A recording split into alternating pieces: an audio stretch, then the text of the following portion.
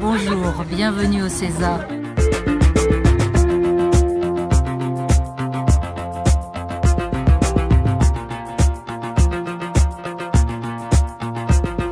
Nous sommes, moi et mon équipe, très heureux de vous accueillir à cette inauguration des nouveaux locaux du CESA. Nous allons d'abord procéder au discours officiel, puis nous sortirons de la structure pour l'inauguration officielle avec le geste inaugural qui est le coupé de ruban. Et puis nous vous proposerons de visiter les locaux du CESA. Vous accueillerons les professionnels du CESA qui sont identifiés par leur étiquette et un petit ruban bleu, voilà, et auxquels vous pourrez poser toutes les questions que vous jugerez utiles. Je vous remercie. Ah non, ensuite, le moment important, il y aura un café gourmand convivial sous les catalpas, voilà, où nous continuerons, nous prolongerons les discussions avec vous. Je passe maintenant la parole à monsieur Jean-Christophe Fellep, directeur général du Grand Hôpital de l'Est francilien.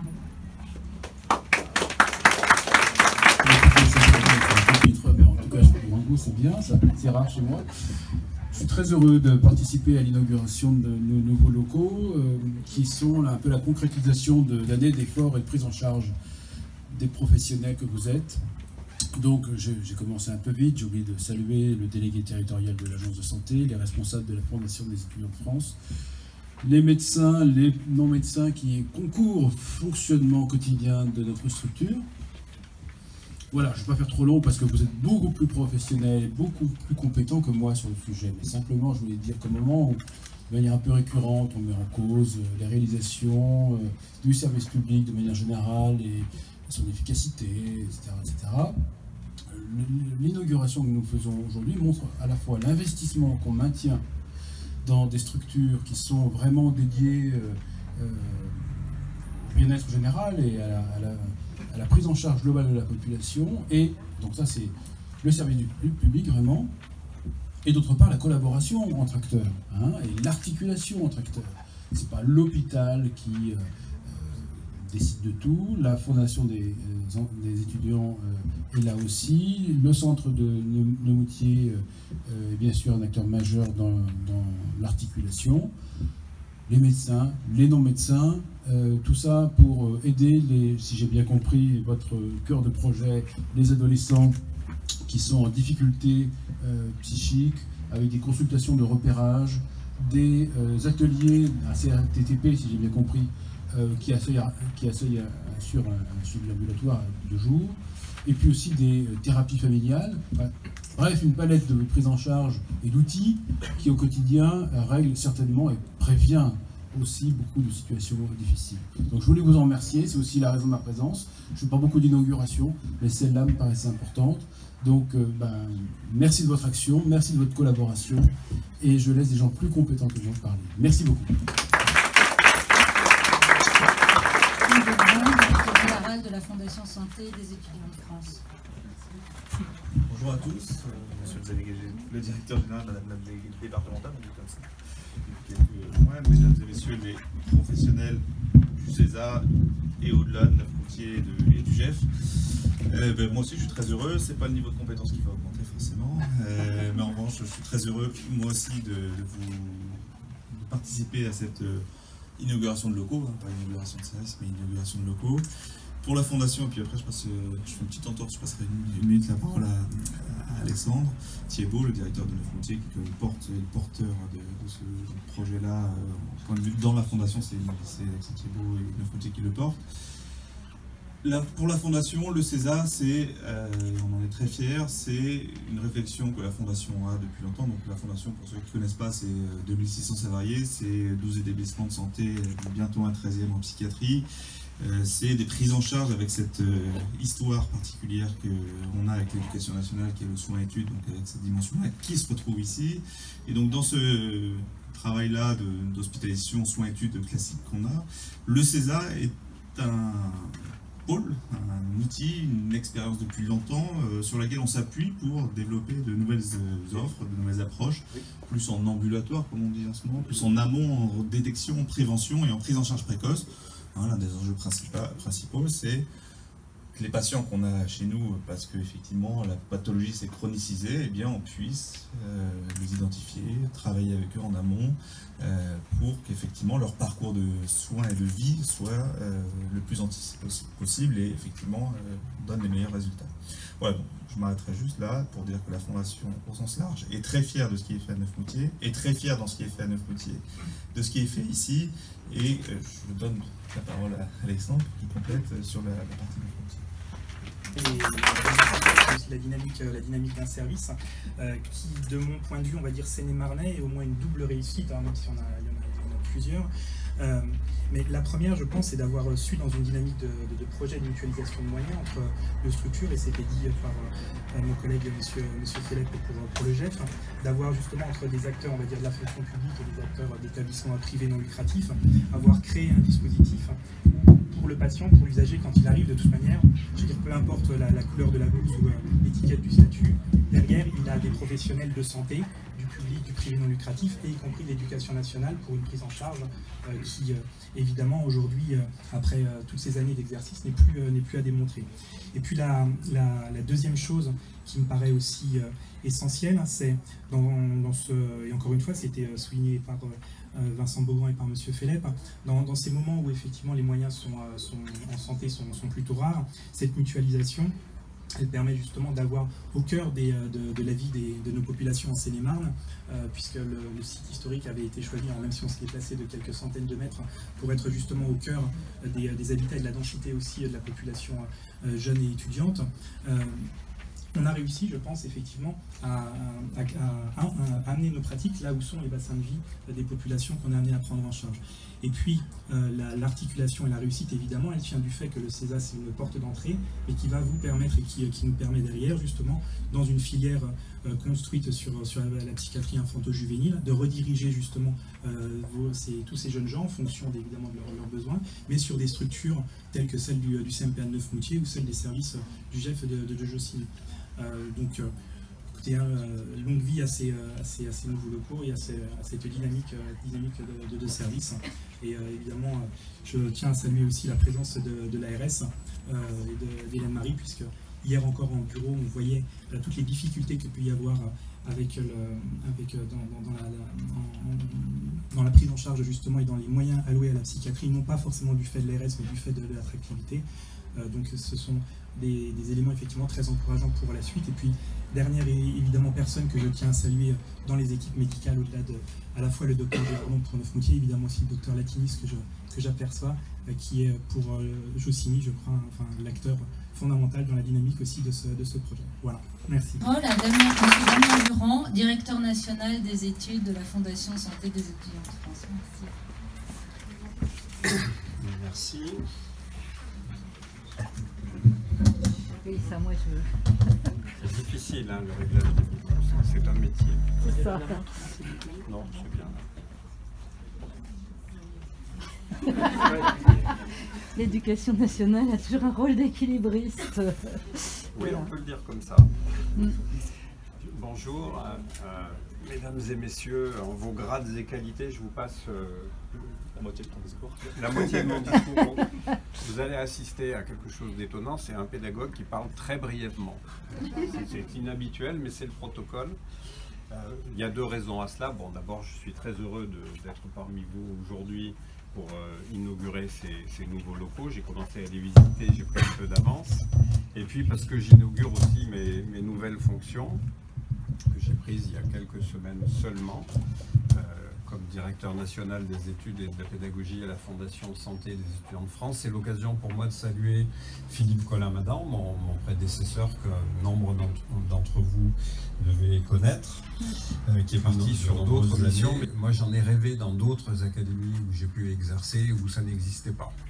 Et pour avoir croisé des dizaines et des dizaines et des dizaines de milliers de jeunes au cours de ma désormais longue carrière, je sais le besoin. Je sais parfois l'impuissance de l'éducation nationale à repérer, à accompagner, à traiter. Et je sais donc la qualité du travail qui est fait ici et son intérêt évidemment pour l'ensemble de ces jeunes.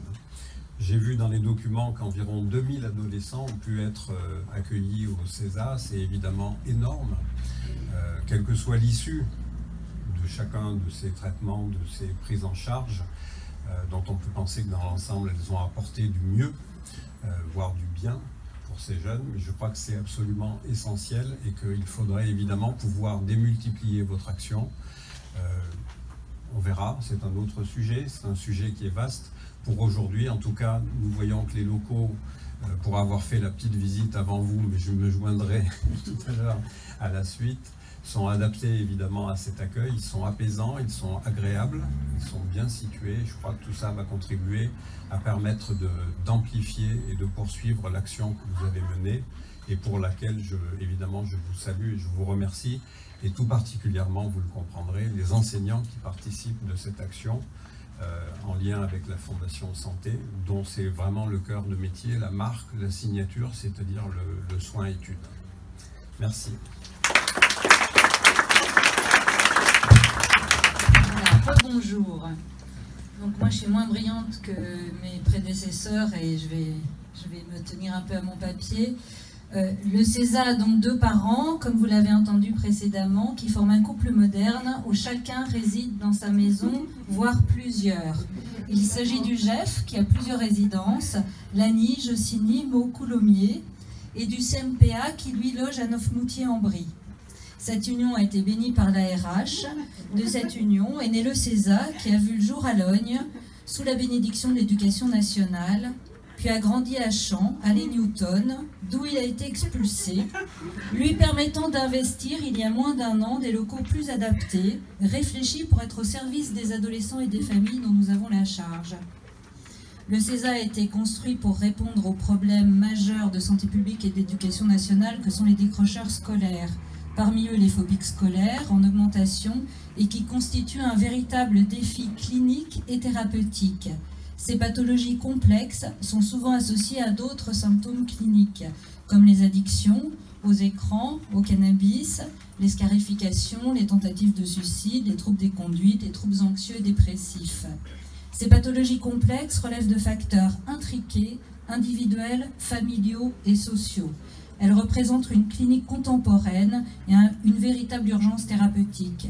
C'est pourquoi nous avons créé une structure ambulatoire permettant de faciliter l'accès aux soins et la prise en charge pour les ados du Nord Seine-et-Marne, y compris les non-demandeurs.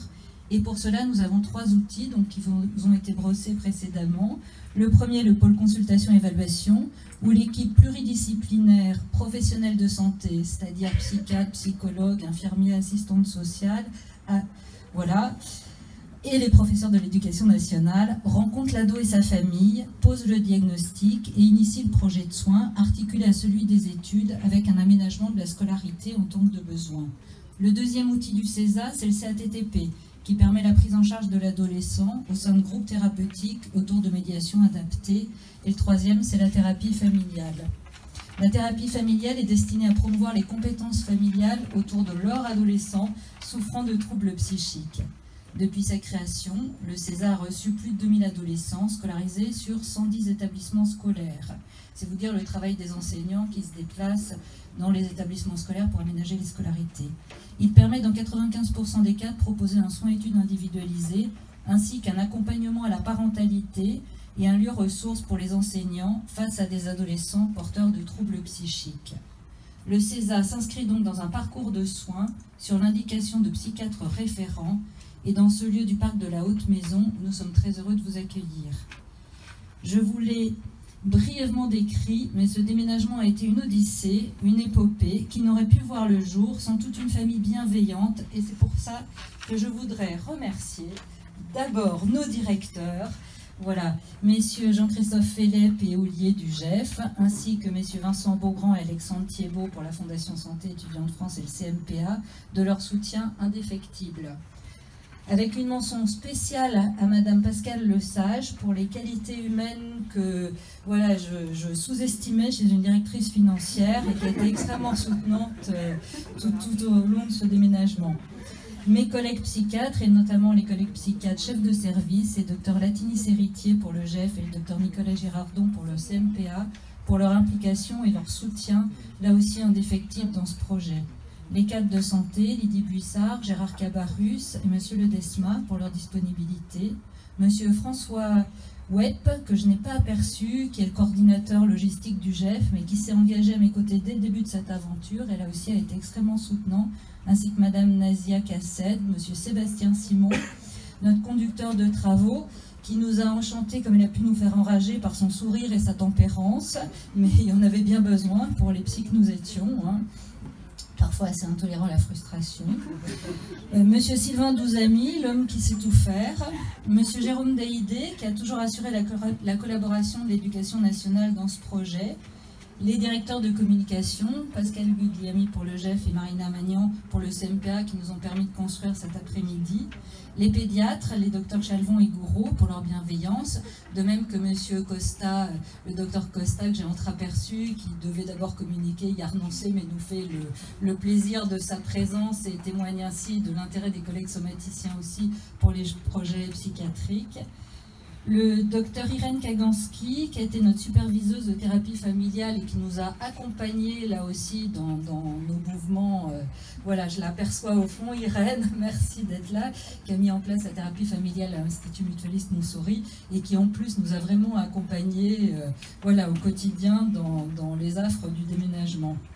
Le docteur Nicole Kathleen, notre marraine et modèle, voilà, qui vient de Poitiers, pour nos prises en charge des adolescents en lien avec la scolarité. Ma famille, pour m'avoir supporté dans cette épreuve, et toute ma merveilleuse équipe du CESA, 15 personnes, ce ne sont pas que des temps pleins, on ne rêvait pas trop, mais enfin on est quand même 15, voilà, psy et prof, qui contre vents et marées a toujours maintenu son engagement au service des patients, ados et familles. Je voudrais aussi tout particulièrement remercier Madame Marie, notre représentante de l'ARS, pour l'appui financier de cette dernière depuis le début de l'aventure du CESA et aussi pour qu'elle puisse continuer à nous soutenir et à pérenniser l'activité de la thérapie familiale dans les années qui viennent. Merci à tous nos invités de partager ce moment d'inauguration avec nous. Et enfin, merci aux adolescents et aux familles qui nous aident à réfléchir les dispositifs de soins les plus adaptés pour eux. Voilà. Je donne maintenant la parole au docteur Nicole Kathleen, pédopsychiatre, praticien hospitalier à Poitiers, qui est la marraine d'honneur du CESA, experte française du décrochage scolaire et du harcèlement, des médiations thérapeutiques, qui a créé à Poitiers un centre pilote pour les adolescents déscolarisés, c'est l'unité Mosaïque. Et je vous encourage à lire ses ouvrages, le dernier sur la phobie scolaire avec Jean-Philippe Reynaud. Voilà, mais elle a aussi coécrit avec Daniel Marcelli Les adolescents qui évitent de penser pour une théorie de soins avec les médiations.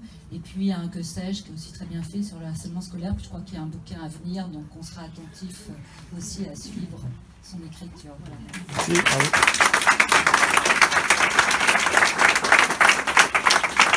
C'était pas très chaud, mais alors là, je vais vraiment avoir vraiment très chaud.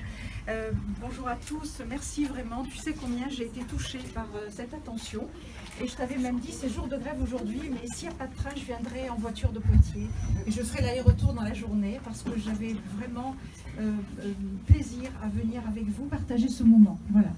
Je voulais dire aussi que quand on s'occupe d'adolescents scolarisés, immanquablement, on a des modèles qui viennent de la Fondation Santé des étudiants de France. Je disais tout à l'heure en aparté que lorsque je suis arrivée à Poitiers, puisque je suis marseillaise au départ, en 95, et lorsque j'ai commencé à réfléchir aux techniques de soins qui pouvaient permettre de prendre en charge des jeunes adolescents, le premier endroit où j'ai été, c'est à la clinique de Sceaux, où j'ai rencontré en effet les médecins qu'il y avait. Je me suis très largement inspirée avec mon équipe de l'usage des médiations. Donc voilà, je voulais rendre hommage aussi à cet élément historique.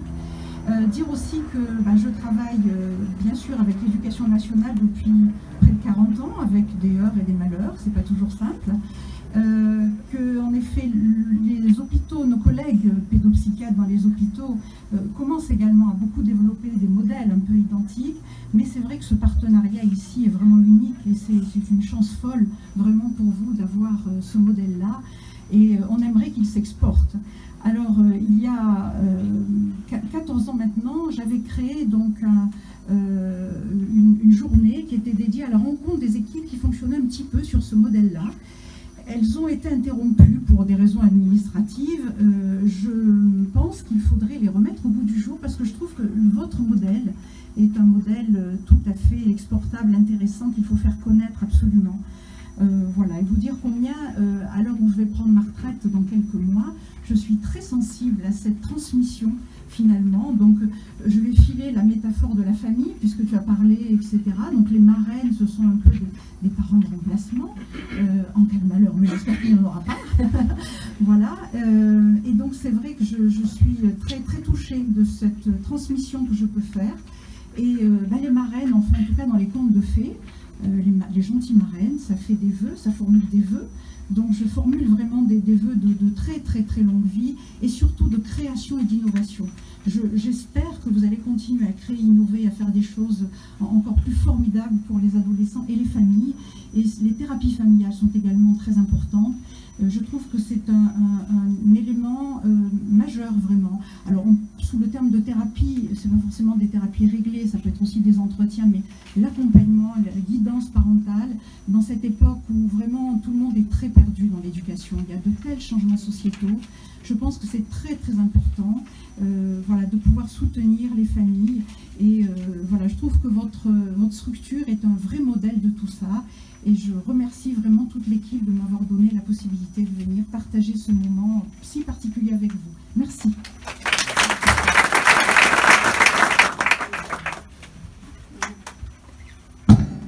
Voilà, j'appelle maintenant à prendre la parole le docteur Nicolas Girardon, chef de service de l'UR et de l'UTAC, le CMPA de Neufmoutier-en-Brie.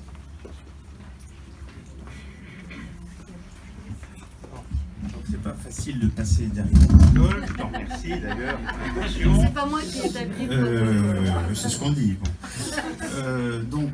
Bonjour à toutes et à tous. Donc, je serai très bref, comme d'habitude. Tu me connais. Donc, chère Catherine, chère Anne, chers collègues du CESA. Je voudrais d'abord dire que j'ai pu vivre un peu avec vous l'intensité émotionnelle qu'a provoqué ce déménagement.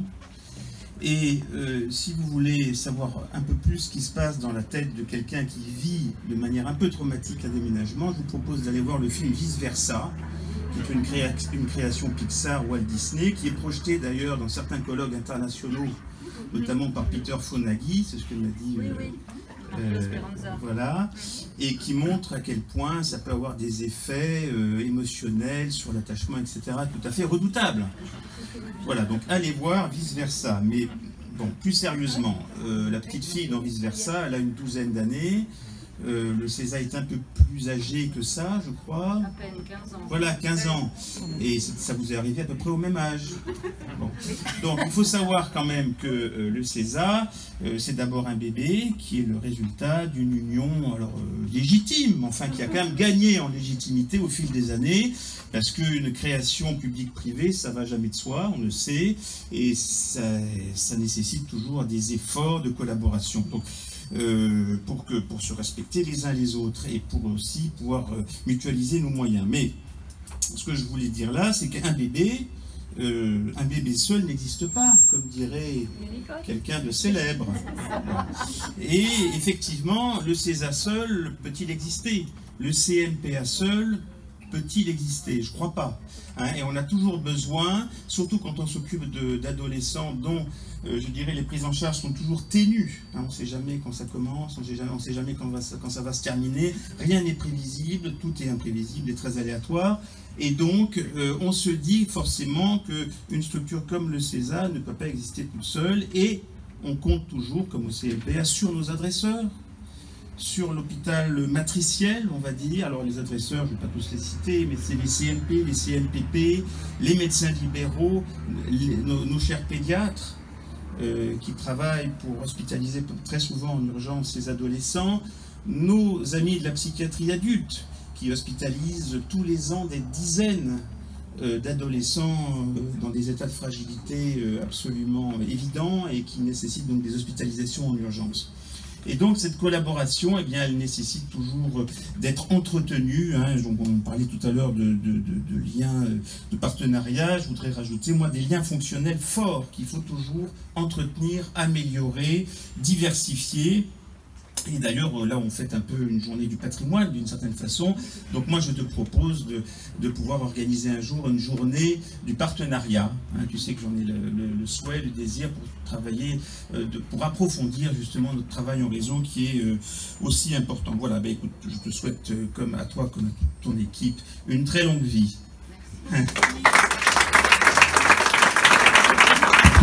Voilà, maintenant j'appelle à la tribune le docteur Isabelle Latini-Séritier, chef de service de psychiatrie de l'enfant et de l'adolescent du GEF site Marne-la-Vallée, coordinatrice du département de psychiatrie de l'enfant et de l'adolescent du GEF. Alors merci à tous d'être là et on va reprendre sur la métaphore du mineur et du couple à l'origine. Alors parce qu'on a cité beaucoup de gens, on a remercié beaucoup de gens et peut-être un des couples mythiques, c'était un homme et une femme. Peut-être madame voulait-elle plus que monsieur, je cite le docteur Roche-Rabreau et le docteur Charton. Mais il n'empêche que le César est né, on va dire, de ce tandem qui avait envie que quelque chose se crée. À propos du traumatique et du mineur non accompagné, parce que évincé de son logement, le César était en fait très accompagné par les administratifs, par les médecins, et je pense que, et pour moi c'est très important que les structures de pédopsie, psychiatrie de l'adolescent, soient logées dans les beaux locaux pour donner envie à tous de travailler et aux adolescents et à leurs familles de venir. Donc, certes, il y a eu mise à la rue, mais en échange, et malgré tout le périple, malgré l'Odyssée, vous allez voir que les locaux sont absolument super. Ils ont été créés et pensés par l'équipe, et je pense que justement M. Webb, qu'on a cité, a essayé d'être au plus près de vos souhaits. Et je pense que l'équipe est contente de travailler, même s'il y a quelques petites choses. Je pense au soleil. Bon, mais vous verrez, les locaux sont absolument super et très accueillants et fonctionnels. Par rapport on a parlé de territorialité, et je voudrais aussi citer, alors, l'âge du César, en fait, les dames sont plus proches, un attachement aux dates, on ne sait pas pourquoi. En fait, le César est né en mars 2002, donc il a 16 ans. Donc c'est parfaitement un adolescent, on va dire, dans la plénitude de cet âge-là. Et il était dès le début territorial, c'est-à-dire que c'était une structure qui est de précurseur, qui dessert les territoires de Marne-la-Vallée, de Meaux et de Coulommiers, et pour les adolescents de 11 à 20 ans. Voilà, on ne s'est pas cantonné qu'aux 16 ans, on célèbre 16 ans de la pédopsychiatrie, et je pense que ça, c'est quelque chose à vous dire, puisque l'équipe va vous décrire ce qu'elle fait, mais il faut aussi qu'on vous dise sur quel territoire, puisque la pédopsie est quand même sectorisée, elle intervient. Donc je pense qu'il y a beaucoup de choses qui vous ont été dites. Je vais passer la parole à Madame Hélène Marie pour que elle nous dise tout le bien qu'elle voilà.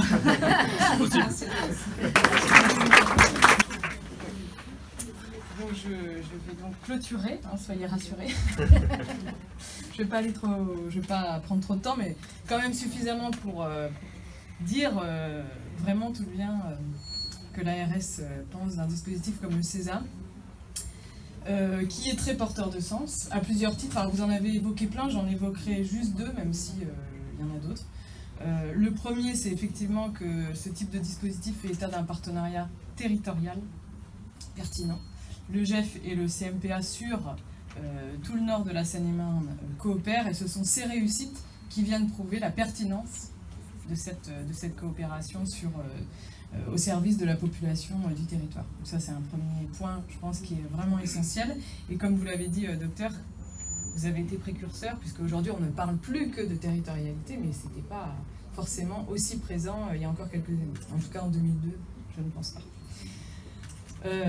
L'autre sens que je lui donne, c'est qu'il s'inscrit dans le parcours de vie des jeunes, et l'école fait partie des lieux de vie des ados, et c'est bien en agissant au corps même de l'école, précisément, que les professionnels de santé pourront agir le plus efficacement, nouant au passage, bien évidemment, des partenariats aussi avec étroits et de confiance avec l'éducation nationale, et ça, je pense que c'est vraiment un élément majeur que vous avez souligné.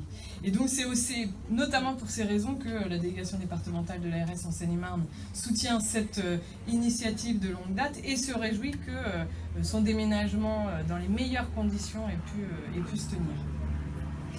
Plus globalement, je ne peux pas conclure cette série de prises de parole sans évoquer le sujet double qui est celui de l'adolescence en Seine-et-Marne, où un tiers de la population a moins de 25 ans, et celui particulièrement de la santé mentale des jeunes Seine-et-Marnais, pour laquelle nous avons malheureusement des indicateurs épidémiologiques qui sont assez défavorables dans le département et des ressources qui sont plutôt, j'ose le dire, plus faibles qu'ailleurs. Donc je travaille aussi ardemment pour essayer de mettre en avant cet enjeu de la réduction des inégalités territoriales dans une région comme l'Île-de-France. La tâche est ardue et vous en connaissez différents enjeux. Je citerai aussi deux projets que l'ARS soutient fortement et qui ne sont pas évidemment sans lien avec ce territoire. Le premier concerne l'extension à l'ensemble de la Seine-et-Marne, en commençant par Meaux et en allant ensuite dans le sud du département de la Maison des Ados. Je dirais que c'est un peu le premier, une espèce de porte ouverte à ces questions de santé des jeunes, un premier maillon. Qui, encore une fois, ne marche aujourd'hui, ne marchera que dans le cadre d'une démarche complètement partenariale et dans le cadre d'une concertation efficace. Et là encore, on peut savoir gré au docteur Latinis de se mobiliser sur cette réussite de manière à capitaliser aussi sur l'existant qui fonctionne. Et le deuxième projet que l'ARS soutient, qui est un petit peu à l'autre extrême de ce parcours de soins des adolescents, c'est la nécessité aussi de développer et de prendre en compte le besoin d'hospitalisation des adolescents, dans un contexte où nous devons aussi dans les prochaines semaines ensemble réaliser un état des lieux précis de l'existant pour que les moyens mobilisables le soient dans un cadre cohérent et à nouveau au service d'un projet qui est celui du territoire, avec tous les enjeux de coopération qui sont nécessaires. Ces deux exemples sont des sujets qui sont largement évoqués dans le cadre de la commission santé mentale. Monsieur Thibault a évoqué le bureau du Conseil territorial de santé. Nous avons aussi une commission santé mentale dont je salue à nouveau la présidente. Je vous donne en mille, c'est le docteur Latinis. Donc que je salue pour le dynamisme qu'elle y insuffle, et je crois profondément que cette instance a un rôle à jouer dans le développement et l'adaptation, y compris de l'offre de soins dans le département.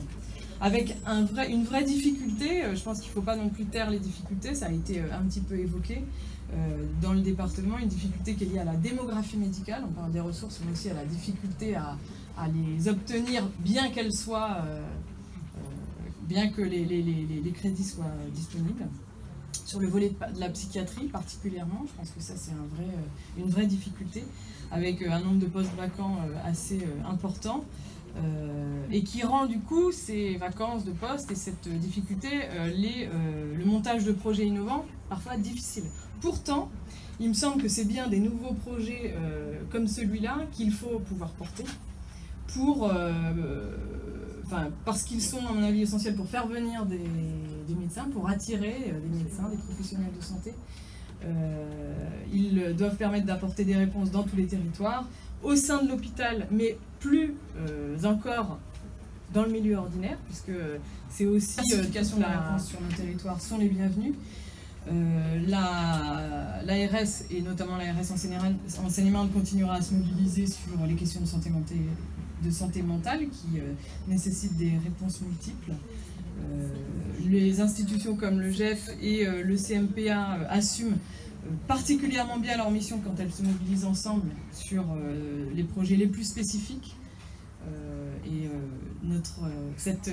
Cet après-midi en est la preuve. Donc c'est tout à votre honneur, mesdames et messieurs les docteurs, mais aussi mesdames et messieurs les directeurs, vous les avez cités, et mesdames et messieurs l'ensemble des professionnels de santé et de l'éducation nationale qui sont impliqués dans la promotion de santé mentale de la population du Nord Seine-et-Marne. Et donc je vous salue, vous particulièrement aujourd'hui, et je vous remercie, et à nouveau je souhaite que cette initiative perdure et le cas échéant, puisse promouvoir d'autres enfants. Puisque à 16 ans, on arrive à peut-être faire un peu progrès. J'ai fini. Très bien. Merci à vous.